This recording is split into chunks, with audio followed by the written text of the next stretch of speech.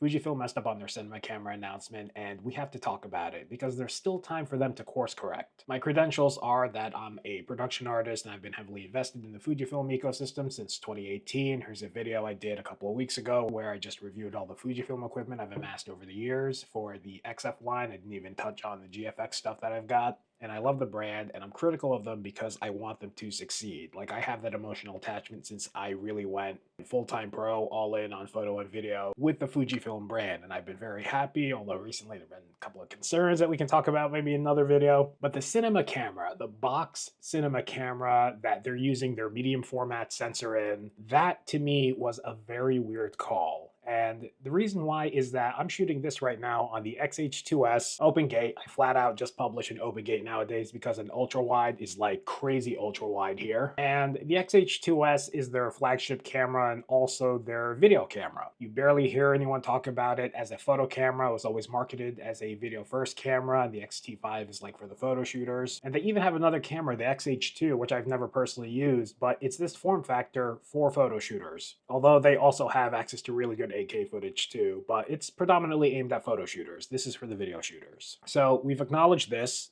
amazing camera right here. Supposed to be more amazing in a few weeks when the new firmware update comes out. But this just shows us that Fujifilm has a video shooter customer. Let's call that customer Delia. So Delia is a video first shooter who bought into the Fujifilm ecosystem to shoot video. Delia also bought an XH2S because within that ecosystem, the XH2S is their best video camera. So now this XH2S is her A camera, and she probably has another Fujifilm camera as her B camera. Aside from having a ton of codecs and an optional fan to go in the back for shooting longer form video, the demand for a Fujifilm cinema camera is so great that a company called Cinebac even released this modular kit where you could slide your XH2S into it, have the fan plugged in, and route wires around, and it gives it a cinema-like form factor. Because the form factor is one of those things that you pay for in a cinema camera, along with all the different connections. I've been saying for the longest time, Fujifilm really just needs to make a box camera, which is effectively just an XH2S with just the sensor and just connections, and let people purchase whatever accessories it is that they want. You know, like a monitor, different power options through a V-mount, SDI, full-size HDMI, and a new menu system that would allow it to gain features like false color exposure, zebras, onion skins, which, by the way, I think it's super weird that the XM5 came out with kind of like a fake onion skin where it frames you while you're shooting horizontally. It gives you that vertical framing, but then it doesn't record the full width of the sensor. It doesn't make any sense whatsoever. Just have the overlay and give people access to the full horizontal composition so they can shoot for both YouTube and like Reels or TikTok or whatever the case is. But that's also another topic. If I ever get an XM5, I'll talk about that. Back to the topic, they announced the cinema camera and we're all thinking, oh, it's gonna be a Super 35 cinema camera because obviously they have a ton of X-mount enthusiasts who are video first people. But it ended up being the medium format sensor, which is a phenomenal sensor, great sensor, really solid for photos, still puts out really good video. It's large format in cinema terms, so you're probably not going to be using this for sports unless you go into their crop modes. I'm sure their Super 35 mode in that one is going to have really fast readout, but the full sensor width is just not going to happen. And they're also marketing it as a filmmaking camera, not a cinema camera, to kind of expand on, I guess, the terminology that's become commonplace in the industry recently, where filmmaking is for a lot of different topics in cinema. When we think of cinema, we just think of the big screen. No matter what, this is a step in the right direction, and I do really see this being a successful product for them.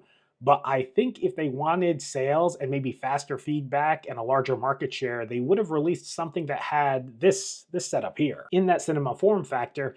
And what I'm anticipating, but there's nothing hinting at it right now, is they will have a Super 35 version of that cinema camera with this sensor, or at least an APS-C sensor. I don't know if the new GFXs are Bayer sensors or the proprietary ones, but Super 35 APS-C sensor cinema camera, because that's the thing that makes a lot of sense.